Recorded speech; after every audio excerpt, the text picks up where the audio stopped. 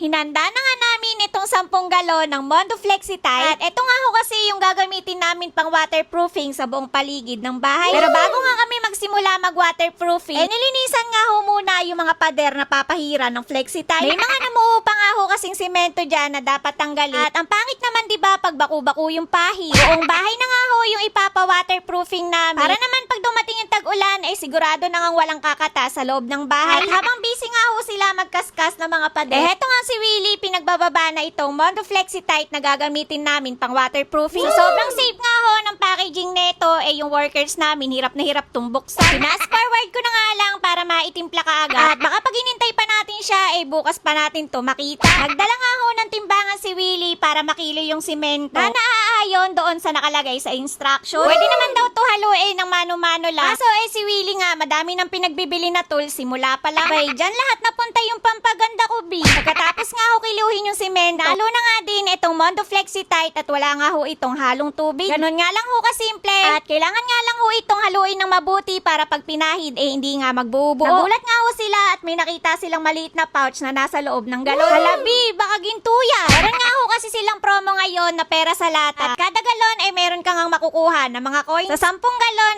hetong at may nakuha na siyang 10 piso. Kaya naman, paldo. Bago nga ho sila umakyat, hetong at tinesting muna nila sa gilid. Na makita kung okay na yung pagkakahalo o kailangan pang haluin ng mabuti. Kung makikita nyo nga, meron pang ang kaunting buo. Kaya hinalo pa nga ulit nila yan hanggang sa makuha nila yung magandang consistency. Consistency? Kung nga ho sila sa pinaka-triangle ng bahay nagsimula. At madalas dito nga ho umaangge at kumakatas yung tubig ulan. Kaya yung kata sa loob ng bahay namin kitang-kita. Kaya nagpa-waterproof muna kami bago nga kami magpasimula ng pintura. Mainam na lang at meron na ngayon na pang waterproofing na budget friendly. Kaya hindi na rin kami nagdalawang isip na ipauna na nga ito. Dalawa na nga ho silang nagpapahid yan para mas mabili. At eto na nga ho yung natapos nila ng kalahating araw. Abay, hindi nga ho kaagad gayang tapusin ng isang araw lang yan. Kaya naman eto na kaagad yung sumunod na araw at umaga pa nga lang nagsimula na siya. Absent nga ho yung labor namin ito kaya mag-isa nga lang siyang gumagawa. At kayang-kaya naman daw dahil pahid-pahid lang. Kung dalawang roller lang sana yung binili ni Willie, di sana pati